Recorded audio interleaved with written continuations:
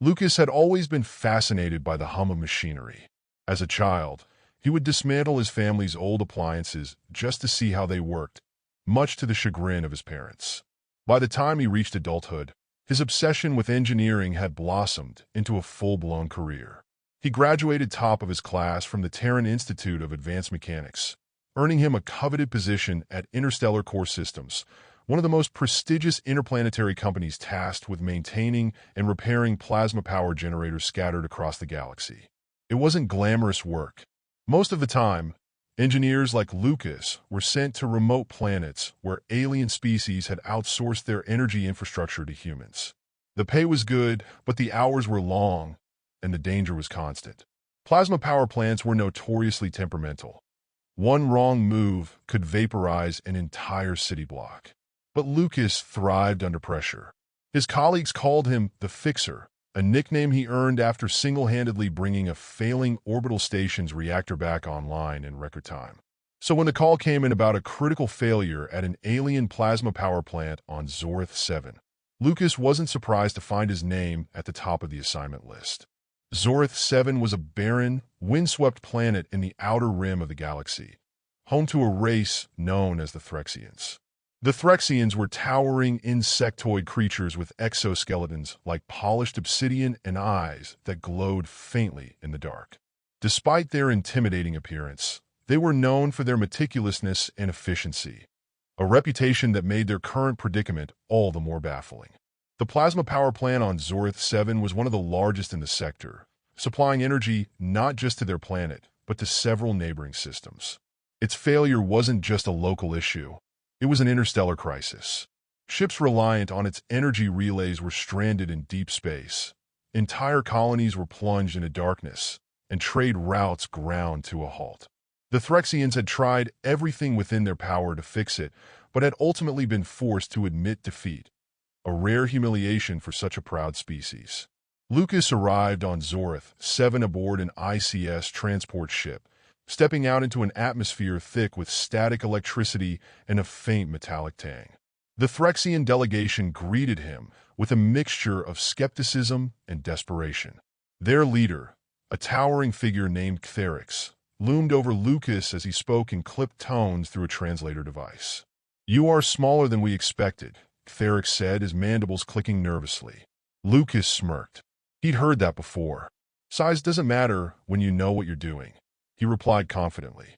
The Threxians led him into the heart of the power plant, a sprawling labyrinth of conduits and reactors that pulsed with an eerie blue light. The air inside was stiflingly hot, and every surface seemed to vibrate with barely contained energy. Lucas immediately noticed something strange. Despite its advanced design, much of the plant's machinery seemed overcomplicated. It was as if someone had built layer upon layer of redundant systems without fully understanding how they interacted. Who designed this? Lucas asked, more to himself than anyone else. Ctherix bristled at the question, but answered nonetheless. "Our finest engineers collaborated with your company's AI systems." Lucas frowned. That explained it. AI might be good at optimizing systems on paper, but it lacked the intuition and adaptability of human ingenuity. Machines didn't think outside the box. They didn't see solutions that weren't pre-programmed into them. He rolled up his sleeves and got to work, starting with a full diagnostic scan of the plant's core systems. What he found made his stomach drop. A cascading failure in one of the primary plasma conduits had triggered a chain reaction that threatened to destabilize the entire facility. If left unchecked, it wouldn't just take out Zorth 7.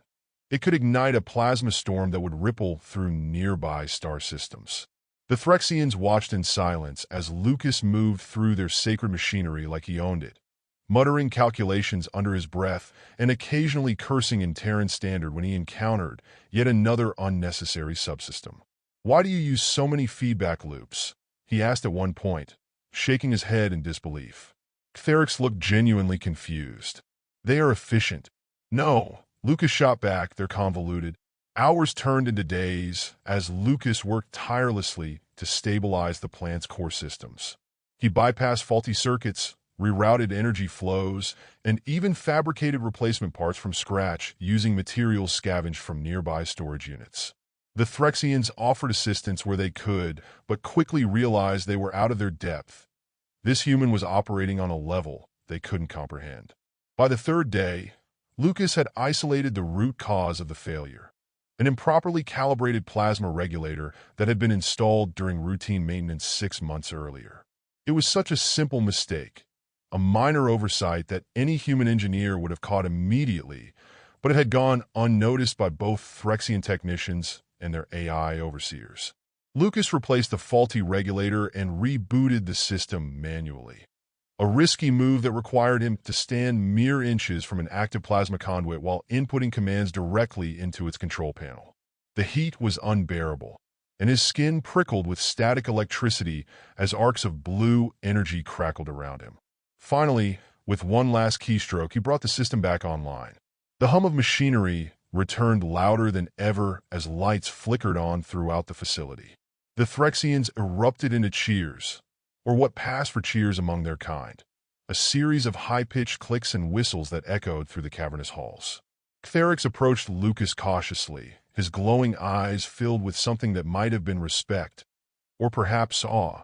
"You have done what we could not," he said solemnly. "Your people, your kind, are remarkable." Lucas wiped sweat from his brow and grinned tiredly.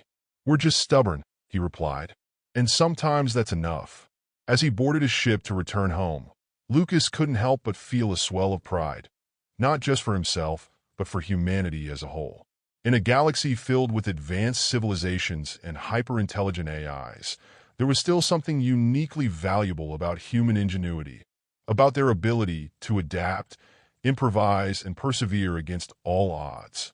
Lucas worked alone in the suffocating silence of the Threxian plasma power plant, his every movement accompanied by the low, ominous hum of unstable energy coursing through the facility. The Threxians had left him to his work, retreating to the upper levels of the plant where their insectoid physiology could better endure the oppressive heat and electromagnetic interference. Lucas didn't mind. He preferred solitude when he was troubleshooting a system this complex and this dangerous. The deeper he delved into the plant's labyrinthine systems, the more uneasy he became. Something wasn't adding up. The cascading failure that had nearly brought the entire facility to meltdown wasn't just a matter of poor maintenance or bad design. It was deliberate. Someone had tampered with critical components, introducing subtle but catastrophic flaws into the plant's plasma regulators. Lucas wiped a bead of sweat from his brow and leaned closer to the diagnostic interface, his eyes scanning lines of alien code that flickered across the screen. The sabotage was masterful, almost surgical in its precision. Whoever had done this knew exactly how to exploit the weaknesses in both Threxian engineering and human oversight protocols. "Why?" he muttered under his breath, his voice swallowed by the oppressive hum of machinery. He couldn't shake the feeling that this wasn't just about crippling a power plant. The Threxians were meticulous to a fault. Their systems were designed to withstand everything from natural disasters to full-scale invasions. For someone to bypass all those safeguards meant they weren't just trying to cause chaos. They were sending a message. But to whom? The Threxians? Humanity? Both? Lucas shook his head and forced himself to focus. Speculation wouldn't fix the plant. He needed answers, but first he needed to stabilize the core before it went critical. He grabbed his toolkit and descended deeper into the bowels of the facility, where the air grew hotter and more oppressive with every step. As he worked, his mind raced with possibilities. Could this be an act of sabotage by a rival alien species? The galaxy was teeming with civilizations, many of which viewed humanity's rapid technological ascent with suspicion or outright hostility. Or perhaps it was an inside job, orchestrated by factions within the Threxian hierarchy who resented their reliance on human engineers.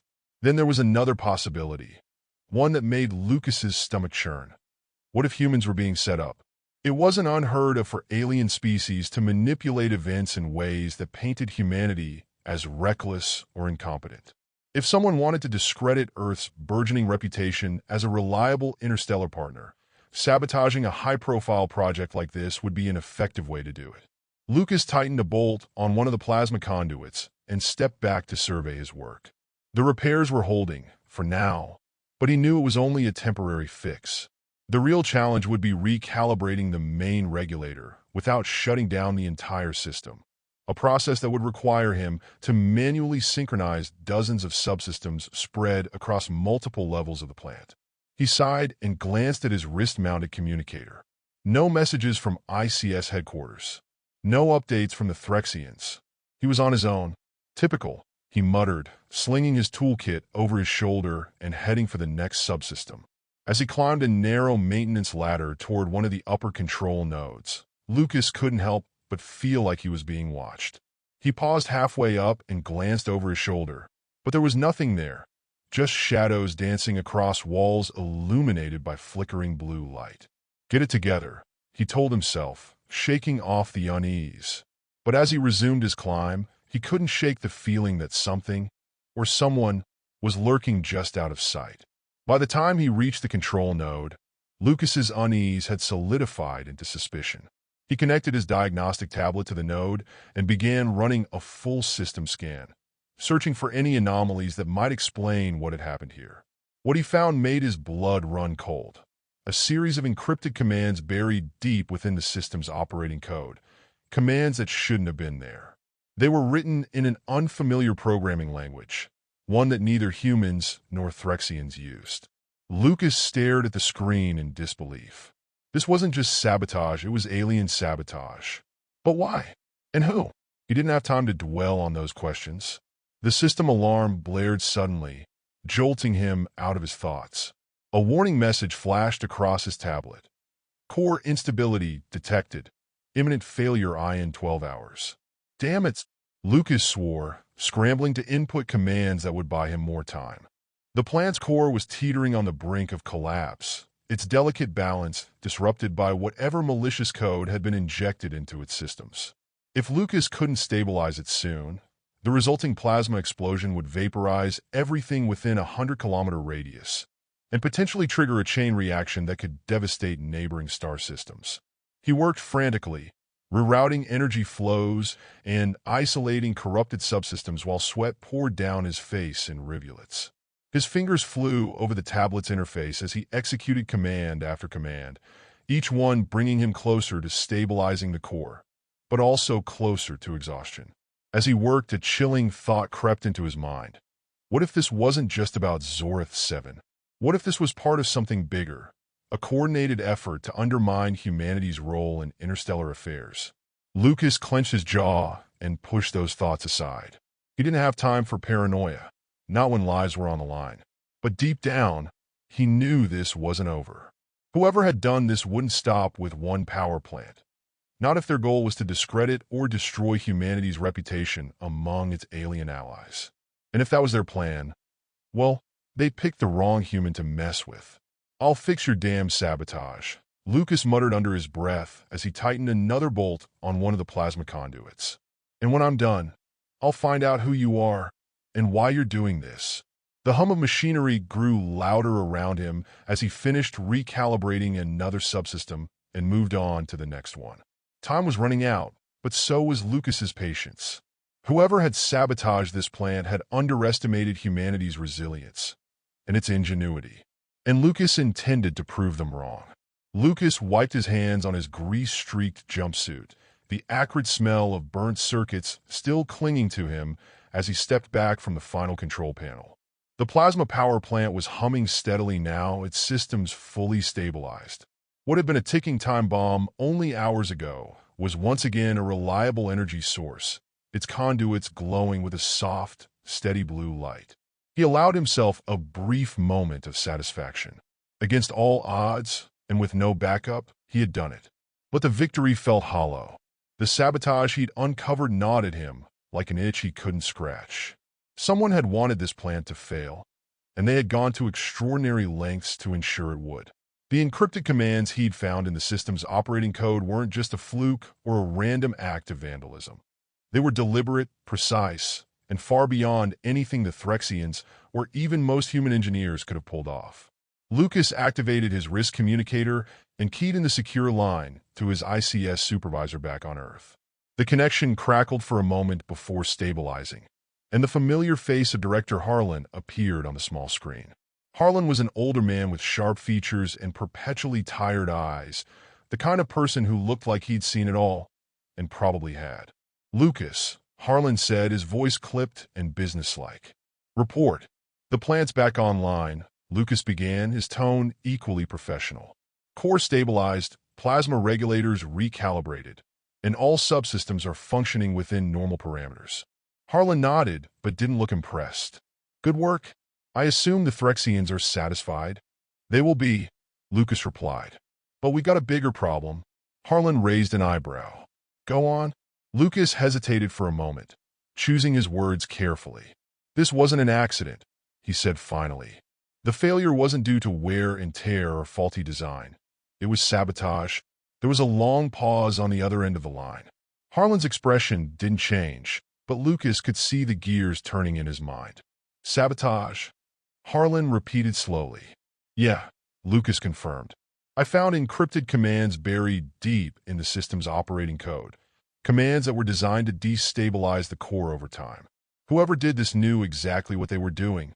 Harlan leaned back in his chair, his face unreadable. "Do you have any idea who's responsible?" "Not yet," Lucas admitted. "But it wasn't the Threxians, and it sure as hell wasn't us. The code doesn't match anything I've seen before. It's alien." Another long pause followed as Harlan processed this information. "All right," he said finally. "Send me everything you've got, the logs, the code fragments, any data you pulled from the system. I'll transmit it as soon as I get back to base," Lucas promised. "Good," Harlan said. "In the meantime, keep this quiet. If word gets out that one of our projects was sabotaged, especially by an unknown alien faction, it could cause a panic." Lucas frowned, but didn't argue. He understood the need for discretion, even if it didn't sit well with him. "Understood," he said simply. Harlan gave him a curt nod before ending the call, leaving Lucas alone once more in the dimly lit control room. He sighed and rubbed his temples, exhaustion finally catching up with him. The repairs had taken everything he had, and then some, but there was no time to rest yet. He still needed to pack up his gear and make his way back to the ICS outpost on Zorth 7 surface before catching a transport off this godforsaken planet. As he made his way through the plant's sprawling corridors, Lucas couldn't shake the feeling that something was wrong, more wrong than it already was. The air felt heavier somehow, charged with an almost imperceptible tension that set his nerves on edge. When he finally stepped outside into Zorth 7's harsh atmosphere, he stopped dead in his tracks. A massive alien ship hung low in the sky above the power plant, its sleek black hull gleaming ominously against the planet's twin suns. It was unlike anything Lucas had ever seen, a menacing blend of organic curves and sharp angles that seemed to defy conventional design principles. For a moment, Lucas just stared at it in stunned silence, his mind racing to comprehend what he was seeing. Then reality snapped back into focus as a deafening roar split the air and a barrage of energy beams rained down from the ship's underside. The ground shook violently as explosions erupted all around him, sending plumes of dust and debris into the air. Lucas dove for cover behind a nearby maintenance vehicle, just as another blast tore through the power plant's outer wall. "What the hell is going on?" he shouted to no one in particular as he scrambled to assess the situation. The Threxians were nowhere to be seen. Either they had fled at the first sign of trouble, or they were already casualties of this sudden attack.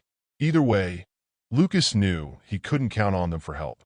He peeked out from behind his makeshift cover and watched as smaller craft began deploying from the alien ship's underbelly, sleek black drones that moved with eerie precision as they swarmed toward the power plant like angry hornets. Lucas's heart pounded in his chest as he weighed his options. He could try to make a run for it and hope to reach safety before being spotted, or he could stay put and risk being caught in another explosion. But then another thought occurred to him. Why attack now? The sabotage had already failed. He'd fixed the plant and stabilized its systems. If these aliens wanted to destroy it outright, why not do so before repairs were completed? Unless they didn't know it had been fixed yet. The realization hit him like a bolt of lightning. This wasn't just an attack. It was cleanup. Whoever had sabotaged the plant hadn't expected him to succeed in repairing it. And now they were trying to finish what their sabotage had started. Lucas gritted his teeth and clenched his fists. He didn't know who these aliens were or what their endgame was, but one thing was clear. They weren't leaving until either he or this power plant was destroyed. Well, he muttered under his breath as another explosion rocked the ground beneath him. Guess I'm not going down without a fight. Lucas crouched behind the smoldering remains of a maintenance vehicle, his mind racing as the alien drones swarmed overhead. The air crackled with the sound of energy blasts, and the ground beneath him trembled with each explosion. Dust and debris filled the atmosphere, turning the twin suns of Zorath 7 into faint, hazy orbs. His heart pounded in his chest, but his mind remained sharp, calculating. He wasn't just an engineer, he was a problem solver. And right now, the problem was survival. The alien warship loomed above like a predator circling its prey, its sleek black hull bristling with weaponry. Lucas had no illusions about the odds. He was one man on a desolate planet armed with nothing but his wits and a toolkit. But he also had something else, a plasma power plant that he had just spent days repairing. A power plant capable of generating unfathomable amounts of energy. And energy could be weaponized. A plan began to form in his mind. Half crazy, half genius, and entirely desperate. He glanced back at the plant's towering plasma conduits, their soft blue glow now a beacon of hope rather than impending doom. If he could reroute some of that energy into a directed plasma discharge, well, it wouldn't be pretty, but it might just be enough to level the playing field. Time to improvise, he muttered to himself, gripping his toolkit tightly as he darted toward the plant's main entrance. The drones immediately spotted him, their sleek forms pivoting in unison as they unleashed a barrage of energy blasts in his direction. Lucas zigzagged across the open ground, narrowly avoiding the deadly beams as they scorched the earth around him. His lungs burned from exertion by the time he reached the safety of the plant's reinforced walls. Once inside, he didn't waste a second. He sprinted toward the control room, his boots echoing loudly against the metal floors. The plant systems were still humming steadily, a testament to his earlier repairs. But now he needed them to do something they were never designed for: fight back. Lucas yanked open an access panel and began rewiring the control circuits with practiced precision. His fingers flew over the interface as he bypassed safety protocols and rerouted energy flows, converting one of the plant's auxiliary plasma conduits into a makeshift weapon. The system protested loudly with warning alarms and flashing red lights, but Lucas ignored them. "This is either going to work," he said aloud to no one in particular, "or I'm going to vaporize myself." He needed a way to aim the discharge, a way to direct it toward the warship hovering ominously above. His eyes scanned the control room until they landed on an old maintenance drone sitting dormant in a corner. It was an outdated model, but it would have to do. Lucas sprinted over to the drone and pried open its casing, exposing its internal components. He quickly stripped out its navigation systems and repurposed them into a rudimentary targeting interface. It wasn't perfect. Hell, it wasn't even good, but it would give him enough control to aim the plasma discharge at something as big as a warship. With sweat pouring down his face and adrenaline coursing through his veins, Lucas hauled the drone up to one of the plant's observation platforms overlooking the main plasma conduit. The conduit itself was now glowing brighter than ever, its energy levels pushed far beyond their normal limits. Lucas attached the drone's targeting system to a makeshift mount at the tip of the conduit and connected it back to the plant's control network via a hastily improvised cable. The entire setup looked like something out of a junkyard, a Frankenstein's monster of wires and salvage parts. But Lucas didn't care about aesthetics. "Let's see how you like this," he muttered under his breath as he activated the system. The conduit roared to life with an ear-splitting hum as it began channeling plasma energy into its newly repurposed discharge mechanism. Lucas watched from behind a blast shield as arcs of blue lightning crackled along its length, illuminating the observation platform in an eerie glow. He grabbed hold of the drone's targeting controls and aimed upward toward the alien warship still hovering menacingly above. The ship seemed almost indifferent to his efforts, as if it didn't consider him enough of a threat to bother with. But that was about to change. With a deep breath, Lucas pressed the firing trigger. A blinding beam of plasma erupted from the conduit with a deafening roar, slicing through Zorth 7's hazy atmosphere like a bolt of divine wrath. The beam struck one of the warship's lower sections, sending shockwaves rippling across its sleek black hull. For a moment, nothing happened, and then an explosion tore through its underside, sending debris raining down onto the planet below. "Yes!" Lucas shouted triumphantly, pumping his fist in the air. But his victory was short-lived. The warship retaliated almost immediately, unleashing another wave of drones, along with concentrated energy blasts aimed directly at the power plant. Lucas ducked behind cover as explosions rocked the facility once more. "Okay," he muttered under his breath as he scrambled back toward the control room. One shot isn't going to cut it. He needed more firepower, and fast. Lucas dove back into the plant systems, pushing them even further beyond their design limits as he rerouted additional energy into secondary conduits. He rigged up another makeshift discharge mechanism using spare parts scavenged from storage units and linked it to his improvised targeting system. The plant groaned under the strain of so much redirected energy, warning alarms blaring louder than ever, but Lucas didn't stop.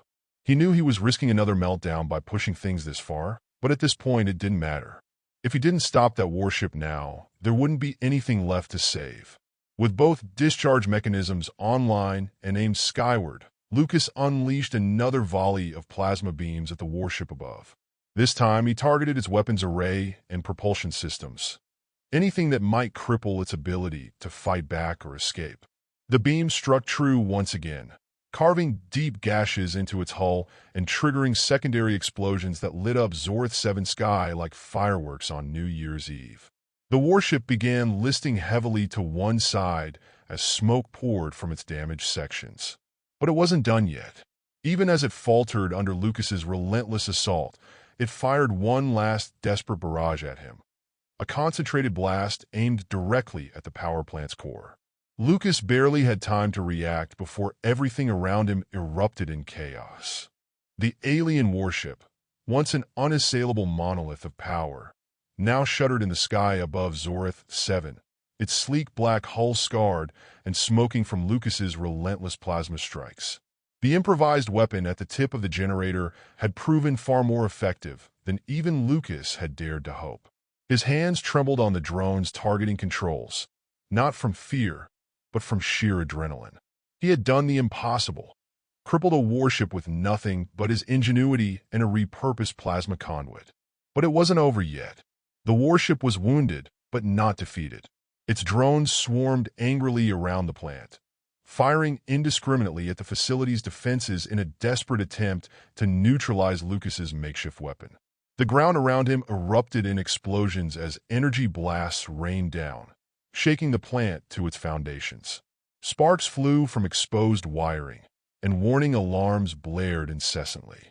The entire structure groaned under the strain of the redirected energy coursing through its systems. Lucas gritted his teeth and adjusted his aim. He knew he couldn't keep this up for much longer. The plant was operating well beyond its limits, and another sustained barrage could push it into catastrophic failure. If he was going to end this, he had to do it now. "Come on," he muttered under his breath, his eyes locked on the warship's silhouette through the targeting interface. "Show me your weak spot." His gaze darted across the ship's damaged hull, searching for anything that might give him an edge. Then he saw it, a cluster of glowing nodes near the ship's center, its main reactor core, partially exposed by one of his earlier strikes. If he could hit that, Lucas didn't hesitate. He adjusted the targeting controls with painstaking precision, lining up a direct shot at the reactor core. The drones swarmed closer, their weapons charging for another volley, but Lucas ignored them. His entire world narrowed to that single target. "Let's finish this," he said through gritted teeth as he pressed the firing trigger. The plasma conduit roared to life once more, unleashing a concentrated beam of energy that tore through the sky like a lance of pure light. The beam struck the warship dead center, piercing through its exposed reactor core with surgical precision. For a moment, there was silence, an almost eerie stillness, as if the universe itself was holding its breath. Then the reactor detonated. The explosion was blinding, a massive fireball that consumed the warship in an instant and sent shockwaves rippling across Zorth 7's surface. The drones fell from the sky like dead insects as their control signals were severed, crashing into the ground with dull thuds. Debris rained down from above, some pieces burning like meteors as they streaked toward the planet's surface. Lucas shielded his eyes from the intense light and braced himself against the blast wave that followed. The observation platform shook violently beneath him, and for a terrifying moment, he thought the entire plant might collapse under the force of the explosion. But then the tremors subsided, and silence returned to Zorth 7. It was over. Lucas lowered his hand slowly, blinking against the afterimage of the explosion still burned into his retinas. The warship was gone, obliterated by its own reactor in a spectacular display of destruction. The sky above was clear now, save for a few lingering trails of smoke where debris still burned as it fell. He let out a shaky breath and slumped against the control panel, exhaustion finally catching up with him. His body ached from head to toe, every muscle protesting after hours of non-stop work and adrenaline-fueled combat. But despite his fatigue, and despite everything he had just been through, a small smile tugged at his lips. He had done it. Before he could fully process what had just happened, a new sound reached his ears, the distant roar of engines growing steadily louder. Lucas looked up to see several ships descending toward the power plant, sleek vessels bearing the unmistakable insignia of Earth's allied defense fleet. Reinforcements. The ships landed in formation around the plant, their engines kicking up clouds of dust as squads of armored soldiers disembarked. They moved quickly and efficiently, securing the area and scanning for any remaining threats. One of them, a tall woman with captain stripes on her uniform, approached Lucas as he staggered down from the observation platform. "Engineer Lucas?" she asked, her voice sharp but not unkind. "That's me," Lucas replied wearily.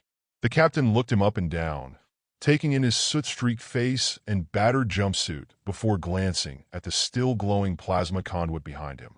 "We received your distress signal," she said briskly. "But it seems you've already handled things." Lucas chuckled weakly and gestured toward where the warship had been moments ago. "Yeah, you could say that." The captain raised an eyebrow, but didn't press for details. Instead, she turned to one of her subordinates and barked out orders to begin analyzing what remained of the alien debris scattered across Zorth 7's surface. As more troops spread out across the area, Lucas felt a hand clap firmly on his shoulder. He turned to see another officer, a grizzled veteran with a scar running down one side of his face, grinning at him. "You're either insane or a genius," the man said with a laugh. "Maybe both." "Probably both," Lucas admitted with a tired grin. Word spread quickly among the soldiers about what Lucas had done, how one lone engineer had taken on an alien warship with nothing but his intelligence and an improvised plasma weapon. By the time they finished securing the area and preparing for departure, Lucas found himself surrounded by murmurs of admiration and respect. "Hell of a job out there," one soldier said as they passed him by. "You're a damn legend," another added with a nod. Even Captain Harlan himself contacted Lucas via secure channel once word reached ICS headquarters about what had transpired on Zorth 7. "Lucas," Harlan said simply when his face appeared on Lucas's wrist communicator screen later that evening aboard an Allied transport ship bound for Earth. "You've outdone yourself." Lucas shrugged modestly, but couldn't hide his pride entirely. "Just doing my job?" Harlan smirked faintly before leaning closer to emphasize his next words. "You didn't just fix a power plant. You defended humanity today." Lucas didn't respond immediately, instead choosing to gaze out at space beyond their ship window, where stars glittered like distant promises waiting to be fulfilled someday, soon again too.